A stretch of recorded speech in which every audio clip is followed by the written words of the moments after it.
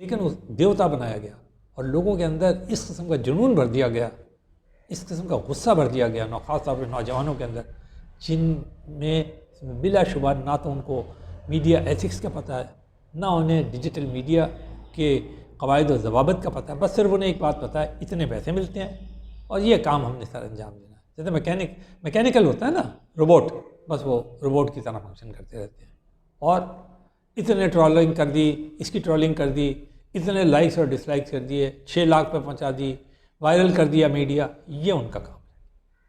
اب آپ بتا دیجئے خود کہ جب ملک کے اندر یہ حالت ہو جائے تو یہ کسی کی فتح یا شکست کہلائے گی؟ افسوس کا ایک اور مقام ہے کہ جس نے انہیں یہ کر کے دیا اور جو وہ ذہن تھا اس کے پیچھے، اس کا خود تعلق جو تھا وہ ایسے اداروں سے تھا جو کہ بہت ہی قابل احترام تھے۔ نامعلوم ان کے دماغ ذہن میں یہ 6th جنریشن وارفیئر، یہ 5th جنریشن وارفیئر کیسے آئی، اور اگر انہوں نے یہ کی بھی تو بجائے اس کے کہ وہ اپنے دشمن کے خلاف کرتے یا ان لوگوں کے خلاف کرتے جو اس ملک کے مخالفین تھے، جبکہ وہ ایسے عہدوں پہ بیٹھے ہوئے تھے، انہوں نے اپنے لوگوں کے خلاف کرنا شروع کر دی، اپنے پولیٹیکل پارٹی کے خلاف کرنا شروع کر دی، اپنے پولیٹیکل لیڈرز کے خلاف کرنے شروع، ایسے افسانے گڑھے، اربوں ڈالر پڑے ہوئے ہیں، ڈالر کرپشن سے لوگ پیسے لے گئے ہیں، ہر تاجر جو ہے وہ بے ایمان اور چور ہے، اور اگر وہ پیسہ اگر آ جائے آج، اگر فلاں نے اتنے تاجر مل کے اتنا ارب ڈالر لے آئے پاکستان کے اندر تو سارا ختم۔ ہر روز یہ آتا ہے، واٹس ایپ پر شیئر ہوتا ہے، ہر روز شیئر ہوتا ہے، گزشتہ کو میرے خیال 5-7 سال ہو گئے یہ شیئر کرتے کرتے، اور لوگ بھی ہمارے، میں نے پہلے بھی عرض کیا تھا، نامعلوم کیسی یادداشت ہے ان کی، نامعلوم وہ کس قسم کا علم حاصل کر رہے ہیں، کتاب سے کیوں اتنے دور ہو گئے ہیں، علم سے کیوں اتنے دور ہو گئے ہیں کہ بس یہ پڑھ کے کہتے ہیں، خوش ہوتے رہتے ہیں اور ایک دوسرے کو بھیجتے رہتے ہیں، دیکھو جی اتنے ارب ڈالر اگر وہ جو لوٹے گئے ہیں وہ اگر باہر سے آ جائیں تو وہ واہ واہ ہو جائے۔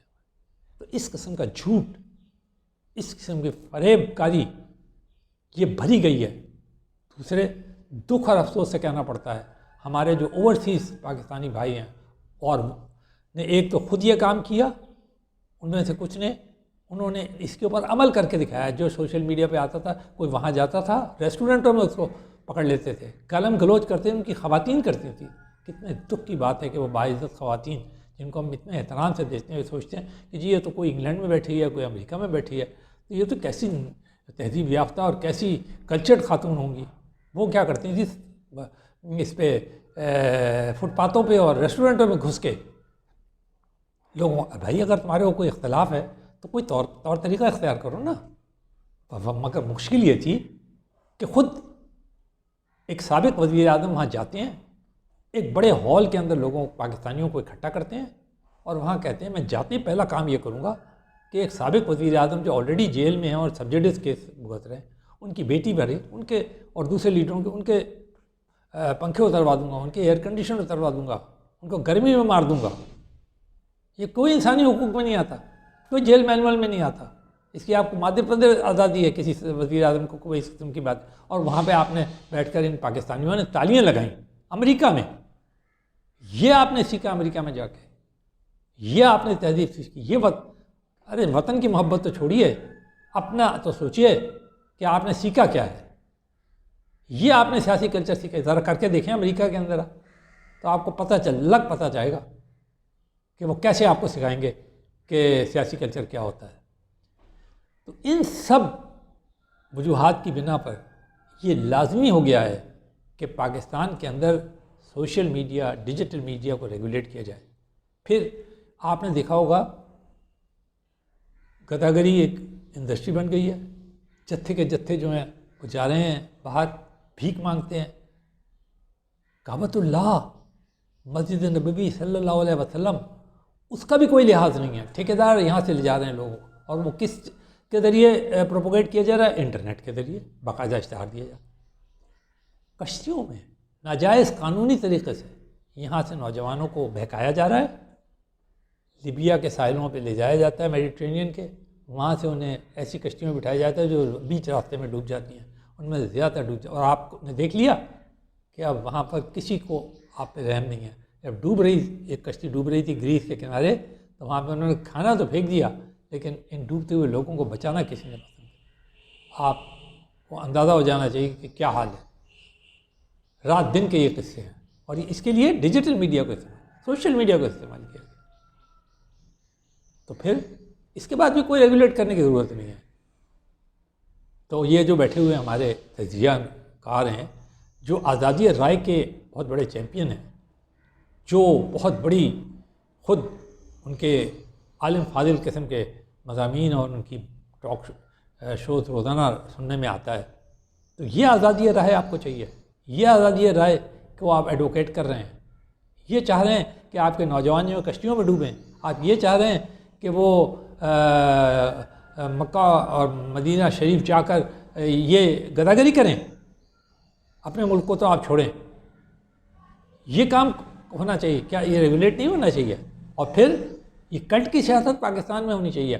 جمہوریت کا تو نام لے رہے ہیں آپ، یہ بتاتے ہیں جی یہ الیکشن خراب ہے، وہ الیکشن خراب ہے، دھماکہ یوں. ارے بھائی یہ بھی تو دیکھو کہ کیا اس کی اجازت ہونی چاہیے. بڑی تکلیف ہوتی ہے آپ کو جب خبر آتی ہے بارڈر پار سے کہ جی وہاں انڈیا کے اندر کلٹ کی سیاست ہو رہی ہے. مودی صاحب نے کلٹ کی شکل اختیار کر لی ہے. مسلمان 28 کروڑ مسلمان آزمائش میں ہیں، ان کے خلاف وہ حرزہ سرائی کرتے رہتے ہیں، آرٹیکل 370 کینسل کرتے رہتے ہیں، سب کے حقوق سلب کر. یہ کلٹ ہے، کلٹ ہے، مودی کا کلٹ ہے، ہندوتوا کا کلٹ ہے. بڑا آپ یہاں پر ان کے خلاف بولتے ہیں.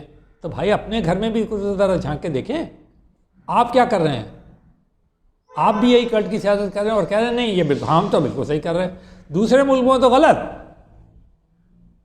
اپنے ملک میں ہو تو صحیح. اس لیے کہ یہ آزادی رائے ہے. بھائی اگر آپ یہاں کے مسلمانوں کے چیمپئن ہیں تو انڈین مسلمانوں کے بھی چیمپئن بڑے. وہ جو وہاں امریکہ میں اور برطانیہ میں اور ادھر بیٹھے ہوئے روزانہ ویلاگس کرتے ہیں اور اپنی علمیت جھاڑتے ہیں، کیا انہیں اب وہ 28 کروڑ مسلمان نظر نہیں آ رہے جو انڈیا کے اندر رہتے ہیں؟ کیا ان کا کوئی حق نہیں بنتا؟ ان کا کوئی حق نہیں بنتا کہ ان کے لیے بھی دو لفظ استعمال کر لیا جائیں؟ تو پھر اس کا مطلب یہ ہے کہ بالکل وقت آ گیا ہے کہ پاکستان کے جو ایوان ہے، پاکستان کی جو قومی اسمبلی ہے، پارلیمان جو ہے، وہ اس سوشل میڈیا کو ریگولیٹ کرے. ہم نے ابھی حال ہی میں ٹک ٹاک کے سلسلے میں بتا دیا تھا کہ بائی پارٹیزن ووٹ کے ذریعے امریکہ کے دونوں ایوانوں نے اور پھر امریکہ کے صدر جناب جو بائیڈن نے اس پہ دستخط کیا بل پہ، اور 9 مہینے دیے ہیں ٹک ٹاک کو کہ یا تو تم ختم بین، یا پھر اس کا جو کرتا دھرتے ہیں وہ ان لوگوں کو لگاؤ گے جو امریکن اجازت ہے. تو یہ آزادی رائے ہوگی کہ امریکہ کا اپوائنٹڈ شخص ٹک ٹاک کا وہ ہوگا اور امریکہ کی مرضی کے مطابق چلے گا، امریکہ کے قوانین میں. تو یہ آزادی رائے ہوگی. آرٹیکل 1 ہے ان کا جو آزادی رائے کو گارنٹی کرتا ہے. وہاں یہ حال ہے. یورپین یونین نے کیا اشر کیا ٹک ٹاک کا وہ آپ کو پتہ ہے. انڈیا نے بین کیا ہوا ہے 2020 سے، آپ کو معلوم ہے. ریگولیٹ بھی نہیں کیا انہوں نے، بین ہی کر دیا اٹھا کے. تو یہ ساری چیزیں ہم نے ذہن میں رکھیں. ہمیں ریگولیٹ کرنا ہے، آزادی رائے کا احترام کرنا ہے، ایجوکیشن کو پروموشن کے لیے استعمال کرنا ہے، باقی چیزوں کی پروموشن کے لیے، لوگوں کے اندر اویئرنیس ڈیولپ کرنے کے اندر، خود آزادی رائے کی اصل ایتھکس کے ساتھ پروموشن کے لیے. ہر اینکر جو ہے، عجیب بات دیکھنے میں آئی ہے کہ 1 گھنٹے کا پروگرام اس کا علیحدہ ہے اور اس کے علاوہ سوشل میڈیا کے بیٹھ کے پر وہ انکشافات علیحدہ کرتا رہتا ہے اور ہمیشہ کہتا ہے ذرا اب جو میں آپ کو بتانے کے لیے جا رہا ہوں وہ بڑی حیرت ہے. بھائی تو 1 گھنٹے آپ جو بتاتے رہے ہیں اس سے پہلے وہ کیا چیز تھی؟ تو یہ خود انہیں پتہ ہونا چاہیے کہ وہ کیا کرتے ہیں. وہاں تو وہ بیلنس کرتے ہیں، ایک اس کا بٹھا دیا، ایک اس کا بٹھا دیا، ایک اس کا بٹھا دیا، خوب گرما گرمی دکھا دی اور آپ سمجھے اور بتا دیا مالکان کو کہ جی بہت زبردست ہو گیا ہے، بڑا پاپولر ہو رہا ہے، ریٹنگ بڑی بڑھ گئی ہے. اور ریٹنگ کا تو آپ کو پاکستان میں پتہ ہی ہے کہ کس طریقے سے اسے بھی ریگولیٹ کرنے کی ضرورت ہے. ہر چیز کو ریگولیٹ کرنے کی ضرورت ہے. وجہ یہ ہے کہ ہمیں ایک مہذب قوم کی طرح رہنا ہے جس کے پاس آزادی رائے ہو، جس میں جمہوریت ہو، جس میں لوگ اپنا حق رائے دہی استعمال کر سکیں، جس میں ان کی پارلیمنٹ سپریم ہو، جس میں تمام ادارے جو ہیں سبسروینٹ ہو اس کے، اور جس میں سب سے بڑھ کر پاکستان کے خوشحالی کے لیے معیشت مضبوط ہو، ہم آگے بڑھیں، ترقی کریں. اور جب ہمارا کوئی شخص کسی ایئرپورٹ یا بندرگاہ کے اوپر پہنچے یا کسی اور جگہ پہنچے تو لوگ عزت سے کہیں لو جی پاکستانی آ گئے، جو کہ ایک بہت ہی باعزت قوم کا فرد ہے۔